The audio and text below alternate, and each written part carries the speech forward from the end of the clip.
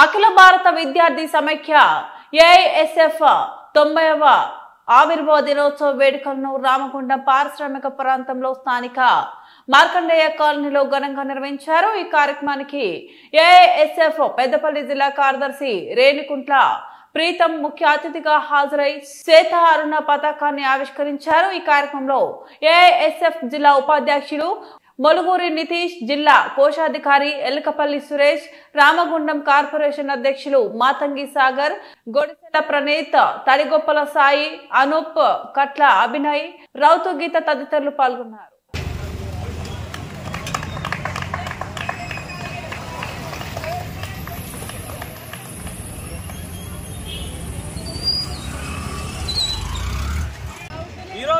అఖిల భారత విద్యార్థి సమైక్య ఏఐఎస్ఎఫ్ 90వ ఆవిర్భావ దినోత్సవాలను ఈరోజు గోవర్ధన్ పారిశ్రామిక ప్రాంతంలో ఘనంగా నిర్వహించుకోవడం జరిగింది।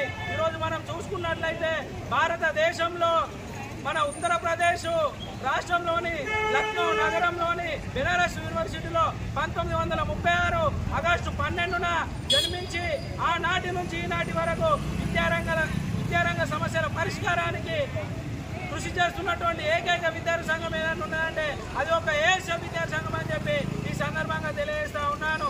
ఆనాటి నుంచి ఈనాటి వరకు కూడా మన ప్రభుత్వ పాఠశాలలో మౌలిక సదుపాయాలు కల్పించాలని, పెండింగ్ లో ఉన్నటువంటి స్కాలర్షిప్ విడుదల చేయాలని, మనకు విద్యాశాఖ మంత్రి కేటాయించాలని, అదేవిధంగా బెస్ కాస్మెటిక్ ఛార్జీలను పెంచాలని చెప్పేసి ముఖ్యమైన డిమాండ్స్తో కూడా మనము రాజీలేని పోరాటం చేయడం జరుగుతూ ఉంది।